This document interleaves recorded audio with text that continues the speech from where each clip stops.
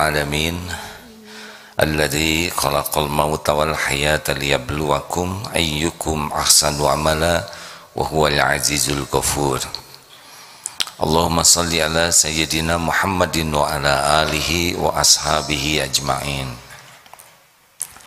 Hadirin sekalian, dalam hidup ini akan terjadi dan mungkin sering kejadian-kejadian yang tidak diduga, yang tidak disangka, yang tidak diinginkan, yang sebaliknya dengan apa yang diharapkan.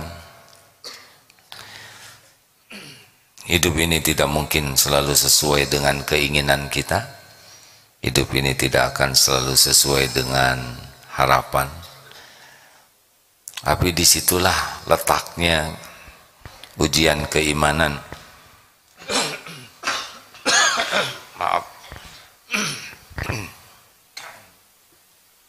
Maaf ya.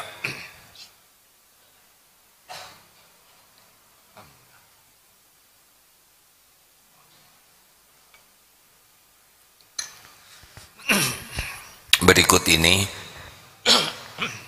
bagaimana cara kita menyikapi kejadian yang tidak kita duga.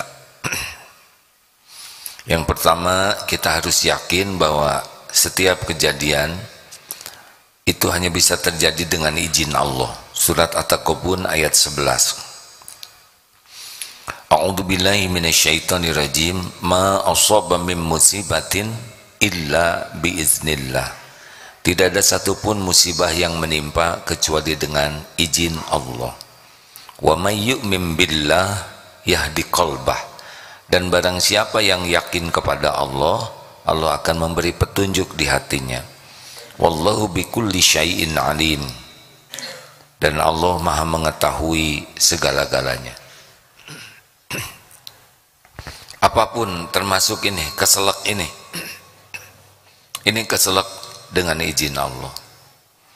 Mungkin tadi pada waktu wudu tersiram air.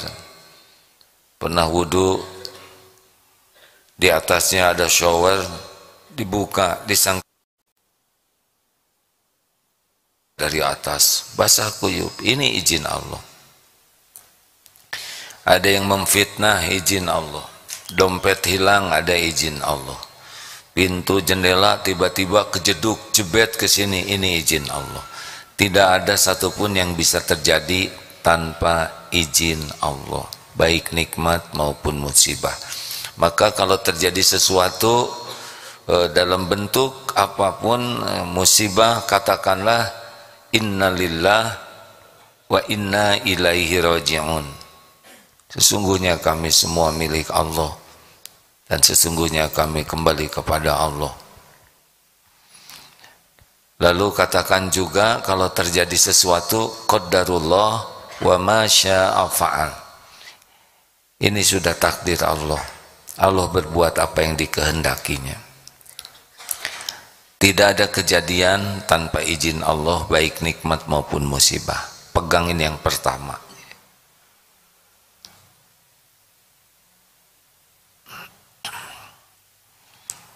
Jadi kalau misalkan suatu saat ada kejadian yang tidak enak, ada orang yang berkata atau bersikap kurang baik kepada kita, tetap ini izin Allah. Episodenya memang sudah waktunya diuji dengan kejadian ini. Qadarullah wa ma syaa fa'al. 2. Yang kedua adalah kita harus hakul yakin bahwa setiap yang terjadi dari perbuatan Allah, Allah itu maha baik, tidak pernah berbuat zalim kepada hambanya. Jadi kita yakini bahwa apapun yang terjadi adalah dengan izin Allah yang maha adil, yang maha baik. Jadi tidak ada perbuatan zalim Allah kepada hambanya. Yang ada adalah kita zalim kepada diri kita sendiri. Jadi semua ketentuan Allah itu maha adil, maha suci Allah dari perbuatan zalim.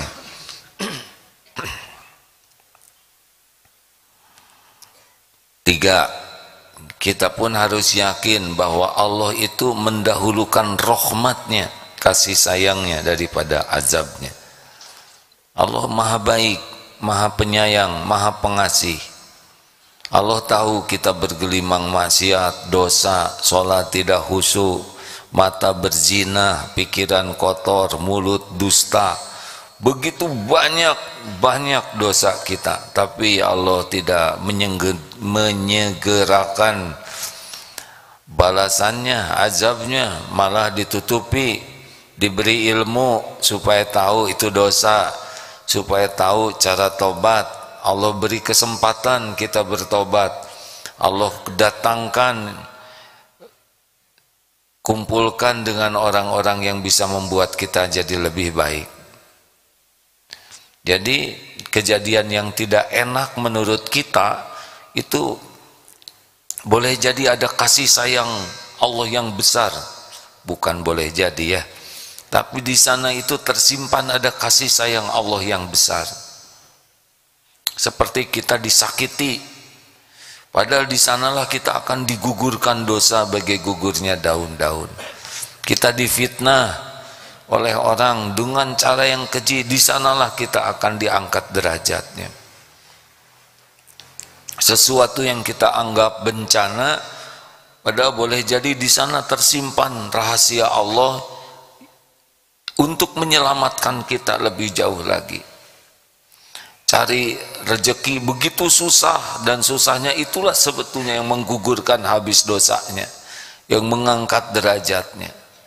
Jadi dibalik semua hal yang tidak cocok, tidak enak, yang pahit itu, ada kasih sayang Allah yang melimpah di sana. 4, selalu ada hikmahnya.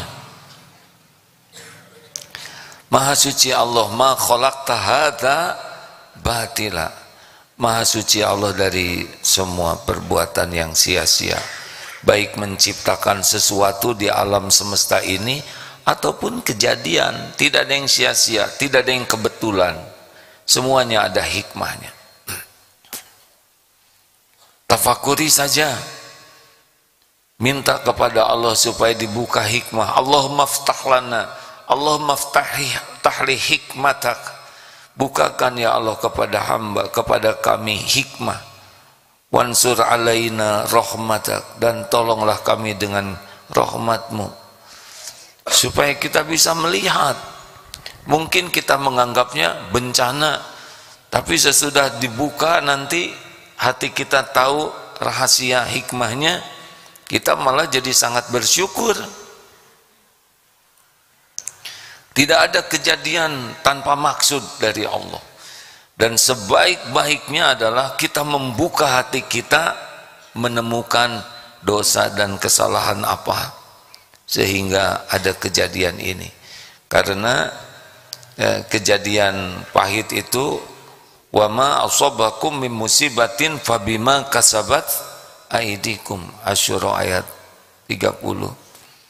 Dan musibah apapun yang menimpa kepadamu diundang oleh tanganmu sendiri. Mungkin tidak harus mirip ya, hilang dompet tidak identik dengan kita pernah nyopet. Tapi apa nih, dosa apa? Dosa apa yang saya lakukan? Kesalahan apa yang saya lakukan? Jadi harusnya setiap kejadian yang tidak disukai itu membuat kita evaluasi diri. Mungkin mata saya kurang terjaga, bukan mungkin, pasti ya. Padahal kan setiap lirikan mata kepada yang tidak halal itu tercatat itu. Pandangan pertama halal, tapi pandangan selanjutnya kalau toh itu sesuatu yang bisa mengotori hati, udah jadi itu argonya, catatannya. Ya'lamu kha'inatal a'yun wa ma tukhfis sudur, surat Ghafir ayat 19. Jadi lihat seseorang yang tidak halal, dilihat terus, ada rasa di sini, udah satu catatan itu, dan itu harus ditebus. dengan minta ampun, istighfar.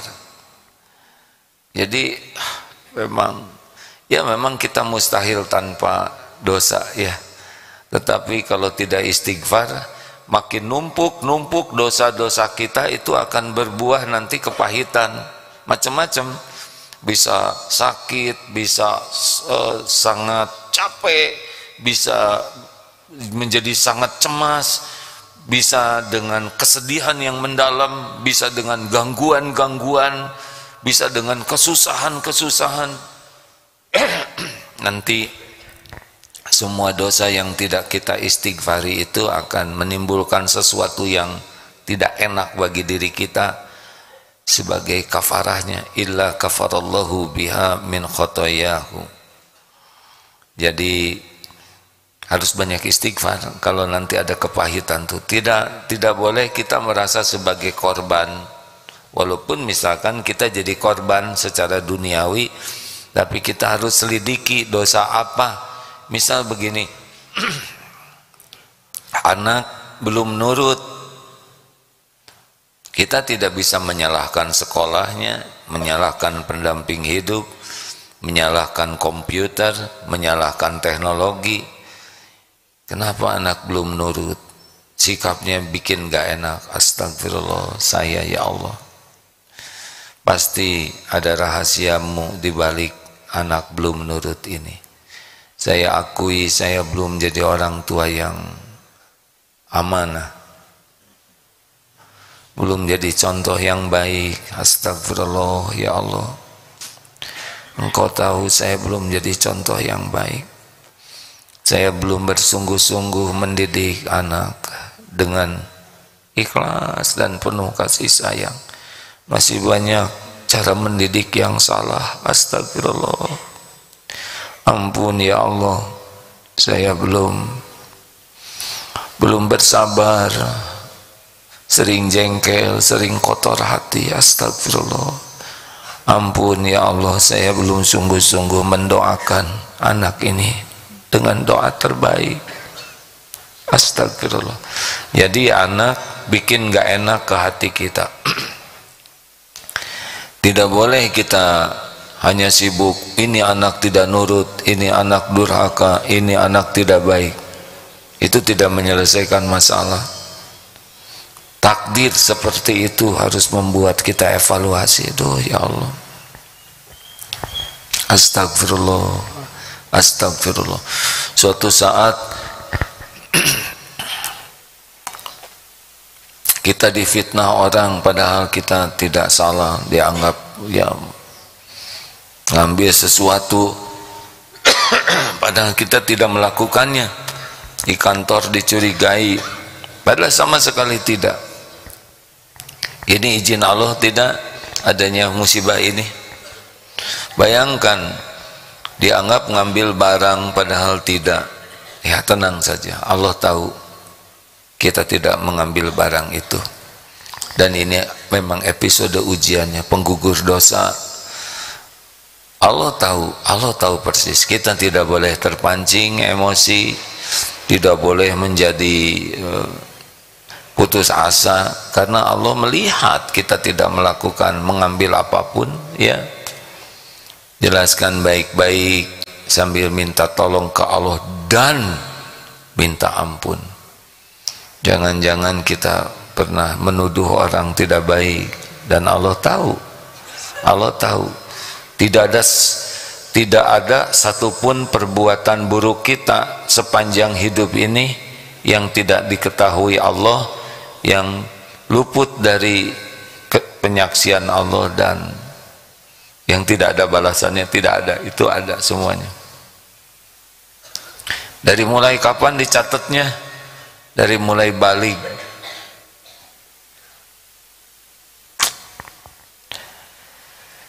Dari mulai baligh sudah ada catatannya.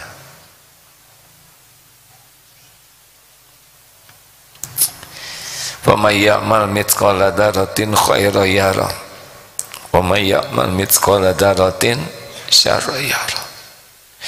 Allah melihat bagaimana sikap kita ke orang tua, cara kita memandang, cara kita bicara.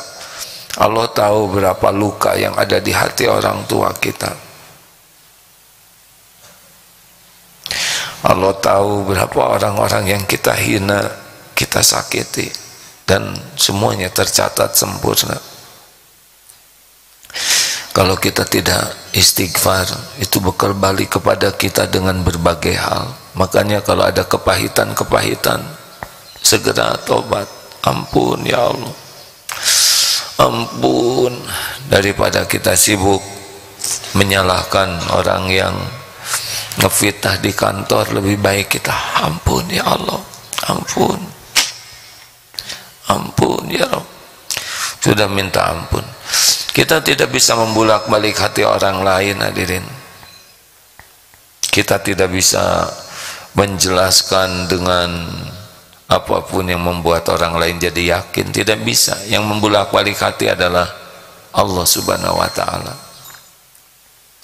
Cukup kita berbicara dengan niat yang benar, cukup kita jelaskan dengan penjelasan yang benar, selebihnya minta tolong kepada Allah. Tapi yang paling penting adalah hikmahnya apa? Kita harus menemukan kekurangan, kesalahan, dosa kita. Itu yang terpenting. Jadi sebetulnya kita difitnah itu memang tidak enak, bahaya dalam tanda kutipnya. Tapi yang lebih berbahaya dari itu adalah kita tidak bisa tobat.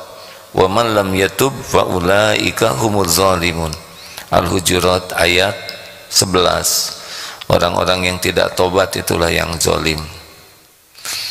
Makanya kalau ada kepahitan, letih, sedih dan sebagainya, terus istighfar. Ampun ya Allah, ampun ya Allah, ampun ya Allah, ampuni hamba ya Karim, ampun. Aneh misalkan orang yang berbuat jelek ke kita tapi kita yang minta ampun, karena yang bahaya bagi kita bukan kejelekan orang, yang bahaya bagi kita itu adalah dosa yang tidak kita taubatin.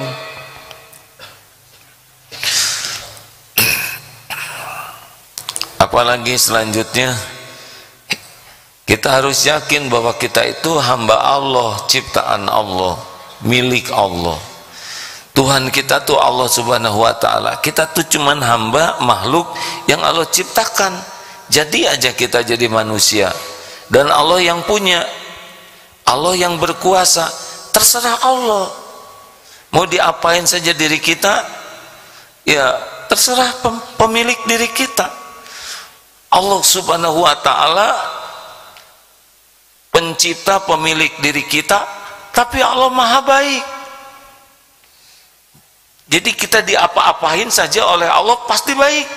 Perbuatan Allah itu pasti penuh kasih sayang, pasti adil, pasti untuk kebaikan kita. Jadi kalaupun kita diaduk-aduk dengan takdir apapun, itu dasarnya adalah Allah maha baik, maha adil, maha penyayang. Allah lah yang paling menginginkan kita bahagia, kita mulia, kita selamat, kita menderita karena kita kelakuan kita sendiri. Semua perintah Allah itu untuk membuat kita bahagia. Tahu kenapa kita diperintahkan ini itu oleh Allah? Tahu tidak? Supaya apa? Supaya kita pulang ke sorga, supaya kita bisa jumpa dengan Allah. Itu sebetulnya kenapa Allah melarang ini, melarang itu ke kita. Karena yang dilarang itu yang bisa membuat kita sengsara, hina, celaka. Jaga pandangan. Kenapa? Karena dari pandangan itu nanti bisa terus jadi syahwat, akibatnya berzina dan sebagainya. Itulah pentingnya ilmu agama, supaya kita mengenal apa yang Allah perintahkan. Selain mengenal Allah, mengenal apa yang Allah perintahkan, apa yang Allah larang. Dan pada perintah Allah lah di sana ada kebahagiaan, ada kemuliaan, ada keselamatan. Dan pada yang Allah larang, karena dilarang Allah tuh Allah yang menciptakan kita, tahu bahwa itulah yang akan mencelakakan kita. Makanya lakukan dan tinggalkan ini menjadi rumus sederhana dalam hidup ini. Lakukan, tinggalkan, lakukan, tinggalkan. Kalau beramal, lakukan, lupakan, ya. Lakukan yang terbaik dan lupakan, supaya cukup Allah yang menjadi tujuan kita. Tapi kalau di dalam beramal, lakukan yang Allah perintahkan, Allah suka, dan tinggalkan yang Allah tidak suka. Tapi nafsu sebaliknya ini. Nafsu tuh maunya kita melakukan yang Allah larang dan tidak mau melakukan yang Allah perintahkan. Ya memang begitulah, kalau nggak ada nafsu kan nggak seru juga ya. Ujuk-ujuk soleh sedunia. Ini misalkan mau pesantren juga cukup sekali ceramah, bertakwalah, takwa semua itu nggak rame hadirin ya. Rasulullah Shallallahu Alaihi Wasallam memang sunatullahnya begitu. Al-Quran itu kan mudah saja bagi Allah, jeleg saja ya, dalam pikiran Rasulullah utuh 30 juz. Tapi kan sunatullahnya terus 23 tahun. Terus apa susahnya bagi Allah semua manusia beriman, sudah beres ya. Tapi kan tidak juga Allah lakukan itu, pasti ada hikmahnya. Atau kita pakai jadi janin dulu, udah aja jelek aja segede gini ya kan? Atau perut pakai lapar segala macam, sudah aja set oleh Allah dibuat perut anti lapar, anti haus. Sunatullahnya jalan, karena memang Allah maunya begitu dunia ini. Jadi jangan aneh, jangan mempertanyakan kenapa Allah begitu, jangan ditanyakan, tapi apa hikmahnya Allah membuat seperti ini ya.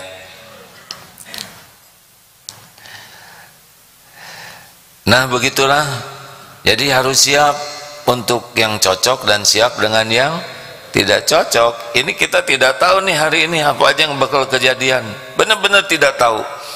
Nah ada satu kata kunci, gimana nih supaya sampai sore nanti kita bisa lebih baik episodenya. Ya amalkan saja zikir-zikir yang disunnahkan Rasulullah untuk kita baca. Misal a'udzu bikalimatillahi tammah min syarri ma khalaq. Itu sudah kalau dibaca dengan benar itu sudah menjadi benteng tuh. Bismillahilladzi la yadurru ma'asmihi syai'un fil ard wala fis sama' wa huwas samiul alim. Bismillah, dengan nama Allah, la yadurru, tidak bisa memberikan mudarat sesuatu yang di bumi maupun di langit, ma'asmihi syai'un fil ard wala fis sama' wa huwas samiul alim, dan dialah Allah yang maha mendengar lagi maha mengetahui. Itu kalau dibaca insya Allah kita bakal dilindungi Allah. Allahumma anta rabbi la ilaha illa anta khalaqtani. Apa itu? Sayyidul istighfar. Baca dengan penuh keyakinan. Kalaupun takdirnya kita meninggal sore ini, siang ini, insya Allah jamin tuh kalau baca dengan yakin tuh.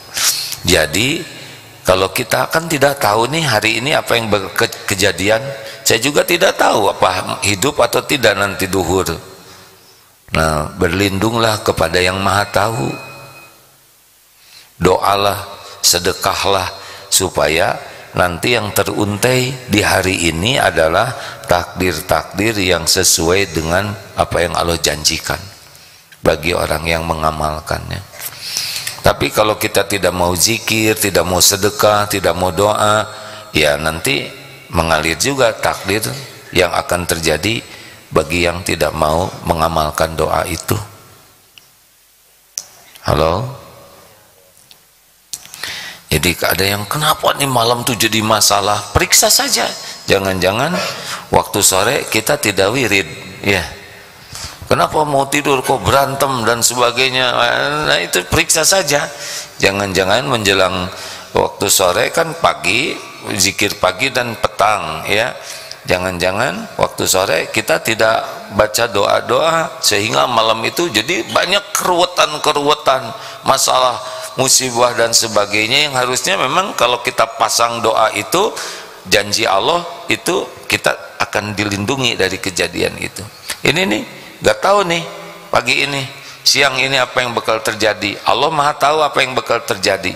Kalau kita mengamalkan, maka Allah sudah janji dengan apa yang kita amalkan itu, kalau mengamalkannya benar dan ikhlas ya. Makanya jangan merasa aman itu kita enggak zikir itu. Raditu billahi rabba wa bil islami dina wa bi muhammadin nabiyya wa rasula. Itu juga bisa membuat kita dibimbing mendapatkan yang diridhoi Allah. Nih, nanti mau sepeda, mau olahraga, kita tidak tahu itu di jalan apa yang bakal terjadi. Tapi kalau kita doa begini, bismillahi tawakkaltu 'alallahi la haula wala quwata illa billah, itu beda lagi episodenya. Hudita wa kufita wa wukita. Allah akan menunjuki, Allah akan mencukupi, Allah melindungi. Itu beda yang terjadi dengan yang doa dengan yang tidak doa. Tapi itu yang tidak doa juga selamat.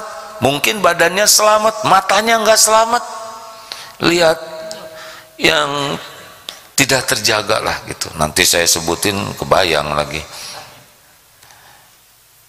Mungkin imannya belum tentu selamat itu pada waktu olahraga yang tidak benar itu, pas jajannya yang tidak halal ya.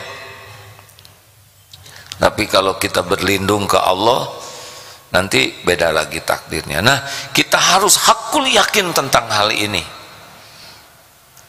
Jadi puncak iman itu yakin kepada Allah, itu puncaknya, itu paling sedap tuh ya. Itu waliullah, yakin kepada semua kebenaran, yang pokoknya udah nggak ada ragu lah. Kalau Allah sudah menyatakan kebenarannya seperti ini, udah pasti itu benar. 3, yakin kepada semua janji jaminan Allah. Kalau Allah menjamin ini, udah pasti benar tuh. Kalau Allah menjanjikan barang siapa yang membaca ayat kursi sesudah sholat fardu dijamin surga, percaya penuh itu, nggak ada keraguan. Bersedekah itu didoakan malaikat, percaya bulat bahwa mana qasat shadaqatun min malin, tidak akan berkurang harta dengan sedekah, bulat yakin itu. Apa yang Allah janjikan, la in syakartum la azidannakum, syukur itu pasti ditambah, yakin saja, udah nggak ada ragunya tuh. Kemudian yang keempat apa? Yakin setiap kebaikan yang kita lakukan pasti ada balasannya, sekecil apapun, walaupun hanya memindahkan satu butir sampah kecil. Nah ini ada yang kecil nih, satu ini pasti dilihat Allah dan dibalas oleh Allah kalau ikhlas ya. Jadi nikmati berbuat baik sekecil apapun, dimanapun, tanpa harus pusing orang lain tahu atau tidak, orang lain menghargai, nggak ada urusan kita, sama sekali tidak ada urusan. Urusan kita adalah bagaimana sekecil apapun yang kita lakukan lillahi ta'ala, dan yakin Allah akan membalasnya. Aduh, ini nikmat besar. Dan ada satu lagi yang kelima, yakin sekecil apapun keburukan dan dosa yang kita lakukan pasti disaksikan Allah dan ada balasannya.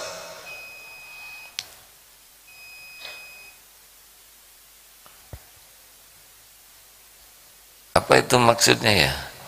Sudah selesai. Demikianlah hadirin sekalian, karena alarm sudah bunyi. Jadi ini ada hitungannya tuh. Bu, orang itu tuh pelit tuh. Jadi tuh setiap patah kata yang kita ucapkan dihitung oleh Allah, ada balasannya. Kapan kita melebih-lebihkan, kapan kita bohong. Waktu ngimamin, Allah tahu pikiran kita, Allah tahu hati kita. Emang jadi imam itu mudah? Sulit jadi imam. Kalau baca Qur'annya lebih mudah, gerakannya lebih mudah. Yang sulit itu ngejaga hati. Jangan sampai jadi imam merasa lebih mulia, atau ingin pamer hafalan, atau ingin pamer kemerduan suara, ingin pamer tahsinnya yang sempurna. Ada kalanya ngimamin tuh nggak inget Allah sama sekali itu, dari mulai takbir, karena Allahu Akbar yang diinget tuh agem nih suaranya nih, berwibawa, orang bekal kagum nih. Bismillahirrahmanirrahim, pura-pura hatinya nangis nih supaya orang sedih nih, supaya orang tahu saya khusyuk. acting, dan Allah tahu semua acting kita. Jadi memang kalau orang yakin ke Allah, ngejaganya itu sampai ke yang halus-halus, dan itulah sebetulnya kebahagiaan, itulah kemuliaan yang asli. Nah, rekan-rekan sekalian, doakan ya, yang disampaikan barusan itu cita-cita, ingin seperti itu. Sesudah belajar, membaca, menyimak dari para ulama, wah indah sekali kalau orang punya keyakinan. Sengaja disampaikan supaya kita punya target yang jelas dalam hidup ini. Nah, begitulah. Sudah, kalau nanti ada apa-apa, jangan kaget. Kalau pas lagi nggak enak, oh inilah saat Allah menggugurkan dosa. Oh inilah saat Allah memberi pahala. Oh inilah saat Allah mengangkat derajat. Dan kita tidak bisa menyelesaikan masalah sendiri. Jangan sok pinter ya. Jangan cari akal terus-terusan. Ya, kita selesaikan sesuai sunatullah. Tapi ingat, yang menyelesaikan itu adalah Allah Subhanahu wa Ta'ala. Kita ikhtiar saja. Ikhtiar, bicara baik-baik, tanpa harus emosional. Doa, istighfar yang banyak, doa yang banyak, gitu. Selebihnya Allah. Dan jangan bersandar kepada ikhtiar kita. Jangan menganggap kalau saya melakukan ini pasti Allah begitu. Jangan. Jangan. Ikhtiar itu ibadah. Doa saya begini, Allah tolong, saya ingin kuliah di ITB Fakultas Kedokteran, nggak bisa itu, nggak ada fakultas itu di sana. Bolehkah doa seperti itu? Nah, itu main-main ya, karena sunatullahnya sudah tahu tidak ada fakultas itu di sana. Kalau belum ada, adakan fakultas baru. Oh, ini lebih error lagi ya. Minta yang baik-baik. Tapi perkara waktunya, bentuknya, sudahlah, biarlah Allah yang maha tahu yang terbaik yang mengatur. Tidak usah mengatur Allah ya. Minta, tapi niatkan sebagai ibadah. Ad-du'a huwal ibadah. Doa itu adalah ibadah. Bagaimana? Sudah lebih tenang sekarang?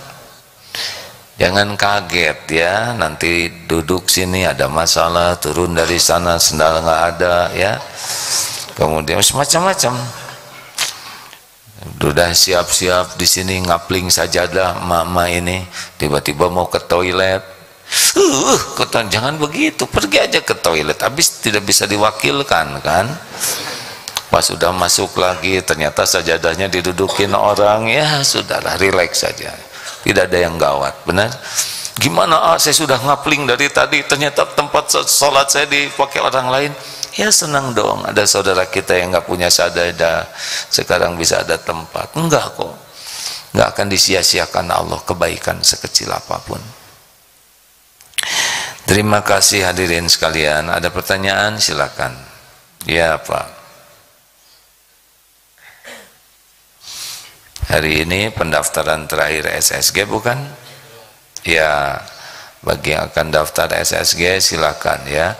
Mari Pak, bisa dibantu mikrofonnya. Ada petugas lain yang dekat di sini? Adakah teman yang biasa jaga di sini? Ya. Assalamualaikum warahmatullahi wabarakatuh. Waalaikumsalam warahmatullahi wabarakatuh. Alhamdulillah Ustadz, saya bisa hadir di sini setelah sekian lama lihat Ustadz di TV. Alhamdulillah, lebih dekat sedikit ya. Maaf Pak. Mudah-mudahan Ustadz diberikan kesehatan dan kekuatan. Amin ya Allah. Umur yang barokah. Amin, amin. Sehingga ya bisa memberikan nasihat dan tausiah kepada masyarakat Indonesia khususnya. Amin ya Allah. Dan kita-kita yang masih diberikan umur. Amin ya Rabb. Di masa yang saat ini yang kondisinya mungkin tidak kondusif bagi kita umat Islam terutama. Ustadz. Iya Pak. menyimak apa yang Ustadz sampaikan tadi. Jadi masalahnya mungkin tingkat keyakinan, Ustadz. Ya benar. Nah, ini mungkin ada poin-poin Ustadz untuk meningkatkan keyakinan dan mempertahankan keyakinan apabila kita sudah mendapat. Karena saya merasakan seperti iman itu naik turun. Kalau melihat, mendengarkan Ustadz ceramah, itu rasanya kita, wah ini yakin begitu. Begitu kita keluar dari ruangan menghadapi kehidupan yang nyata, ini karena godaan nafsu dan mungkin juga syaitan yang selalu mengawal kita, menghalangi kita, sehingga bukan mengawal, Bu, menggoda ya. Kalau yang mengawal malaikat ya. Jadi ini naik turun, dan bagaimana caranya supaya turunnya nggak terlalu besar dan cepat sadar, ya, dan naiknya signifikan gitu, Pak. Ya. Kira-kira gimana caranya, Pak?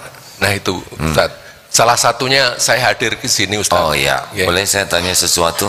Baik, Pak. Pas sesudah mendengar ceramah ini, apa yang Bapak rasakan, naik, turun, atau sedang? Seperti saya sampaikan tadi, naik. Jadi pada saat kita mendengarkan, naik. Nah, jadi kalau dengarkan ilmu tentang Allah, tentang keyakinan, naik. Satu itu, Pak. Terima kasih atas jawabannya ya. Jadi yang pertama harus nyari ilmunya. Ya. Nah ya, kalau ada di ruangan ini, Bapak kira-kira turun iman, naik iman, Pak, di masjid? Di ruangan seperti ini, di masjid, keyakinan Bapak ke Allah naik atau turun, Pak? Naik. Itu terima kasih, Pak, jawaban yang kedua. Jadi Bapak berada di masjid, di rumah Allah itu kayak dicas, Pak, ya. Yang ketiga, ini kumpul dengan teman-teman yang belajar seperti ini dibandingkan dengan kumpul dengan yang ya di kantor, mana yang lebih meningkatkan iman, Bapak? Kumpul dengan orang-orang soleh. Terima kasih, Pak, atas jawabannya ya. Yang ketiga, ternyata kumpul dengan orang-orang yang punya frekuensi sama, ingin dekat dengan Allah, itu saling menguatkan. Bergaul dengan penjual minyak wangi, ikut harum. Bergaul dengan pandai besi, bisa bau bakaran atau terperciki api. Itu yang dapat saya pahami dari terjemahnya sabda Rasul itu ya, Sallallahu Alaihi Wasallam. Jadi Bapak pertama tekad mau apa? Apakah orang belajar agama pasti dekat dengan Allah? Jawab, belum tentu. Karena yang menentukan jadi dekat dengan Allah itu pertama niatnya. Belajar agama ingin disebut pinter bisa, ingin disebut ahli hadis bisa. Saya cita-cita ingin jadi ahli hadis yang kenamaan. Buat apa jadi ahli hadis kenamaan? Kita ingin jadi ahli hadis supaya bisa dekat dengan Allah. Saya ingin menjadi hafiz Quran supaya apa? Supaya enteng jodoh, dapat beasiswa. Susah nantinya dekat dengan Allah. Saya ingin bisa jadi ahli Quran supaya dicintai Allah. Cuman satu-satunya ya. Kuliah, apakah kuliah agama bisa jadi dekat dengan Allah? Belum tentu. Ada yang kuliahnya ingin gelar, ada yang kuliahnya ingin dapat status sosial, ada yang kuliah agama ingin dikenal sebagai lulusan luar negeri dan bangga, ada yang kuliah untuk berdebat. Jadi yang pertama dan utama adalah rahasia hati. Mau kemana ini? Mau sama siapa? Tidak semua orang pengen dekat dengan Allah loh, Pak. Walaupun dia belajar agama dan dia ibadah, tidak semua orang yang ibadah pengen dekat dengan Allah. Ada yang ibadah karena tugas.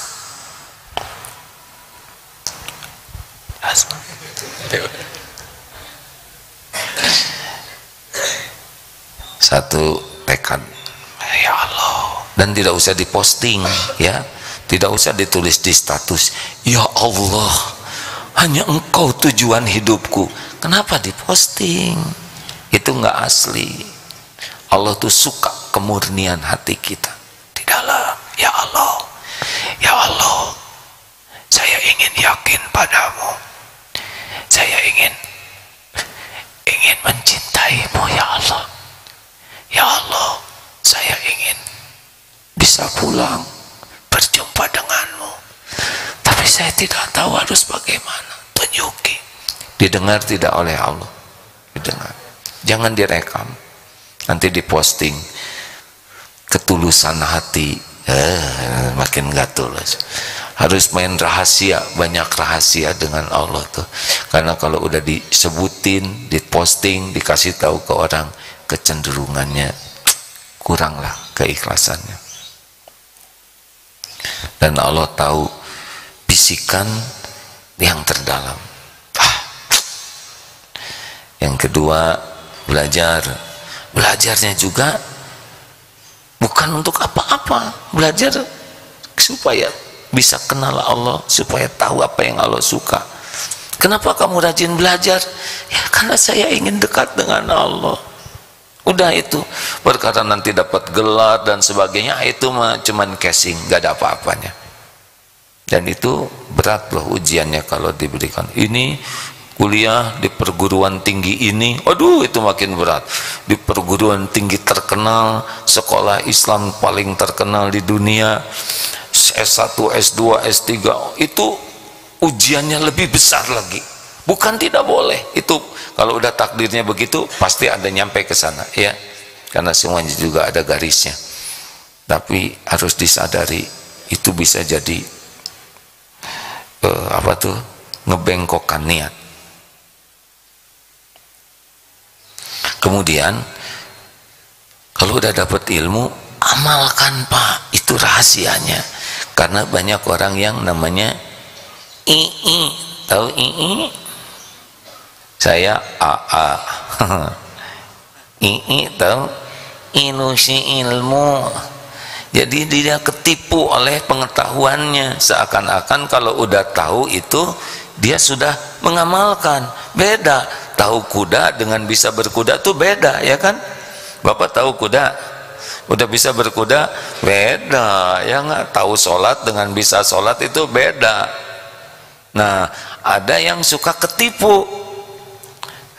Bu, jangan dekat sama si ibu itu ya. Hati-hati Bu. Karena orang itu kerjanya ngomongin orang lain. Padahal ibu udah tahu hukum ngomongin orang lain haram. Baca aja surat Al-Hujurat ayat 12. Jelas sekali di sana dilarang bergibah.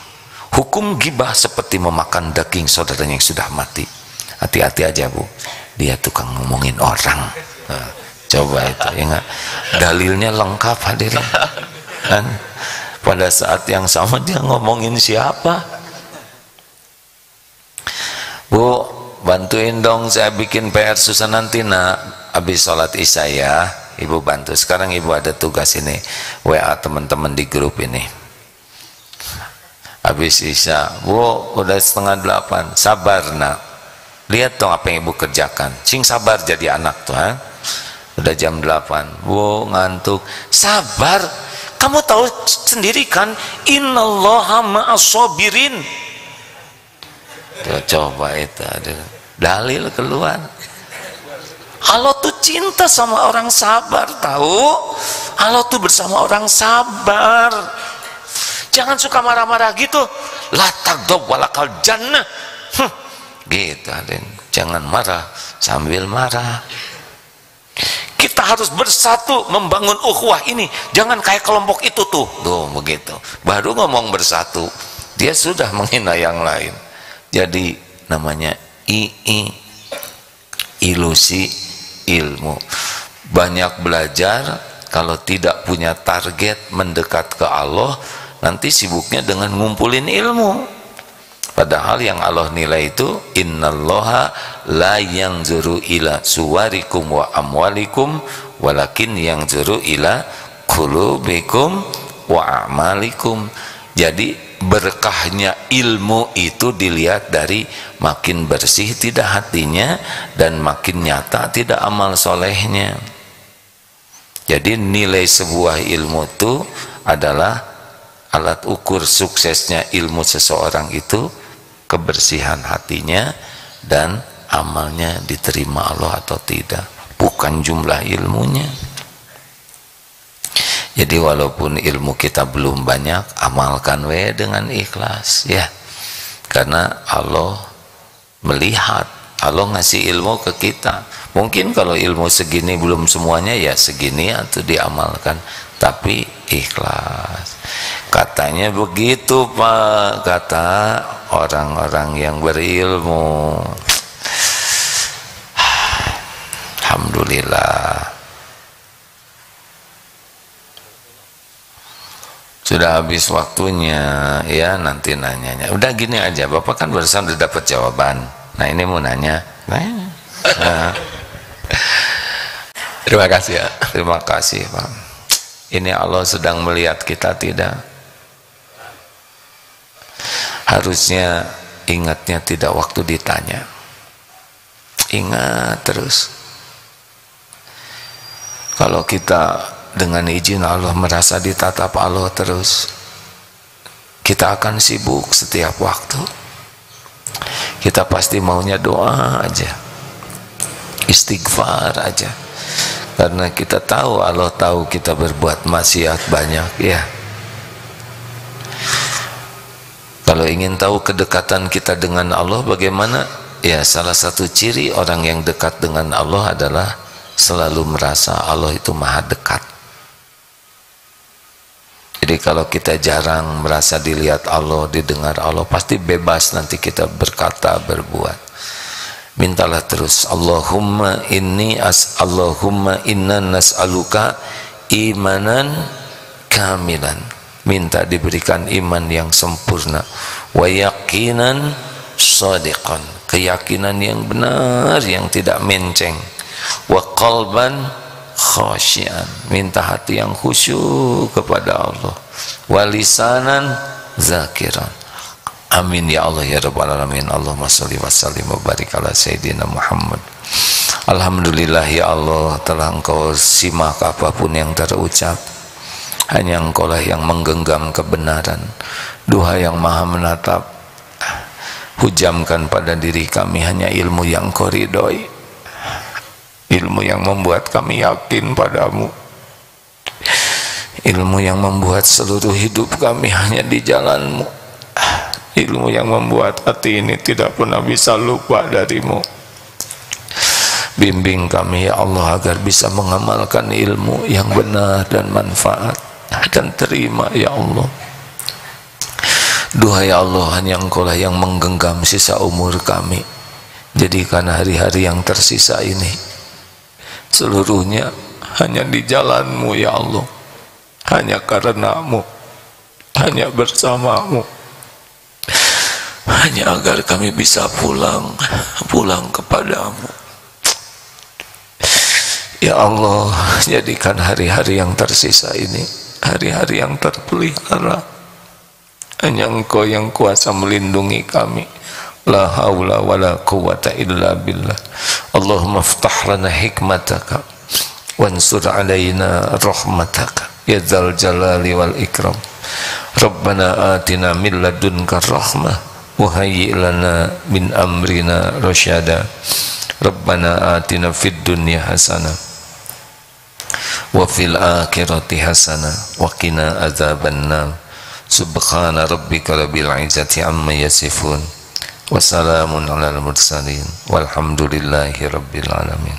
La haula wa la quwata illa billah. Terima kasih hadirin. Kurangi bicara yang tidak ada manfaatnya, perbanyak zikir. La yazalu lisanuka ratban min dzikrillah. Hendaklah lisan ini selalu basah menyebut nama Allah. Subhanakallahumma bihamdik, asyhadu alla ilaha illa anta, astaghfiruka wa atubu ilaik. Assalamualaikum warahmatullahi wabarakatuh.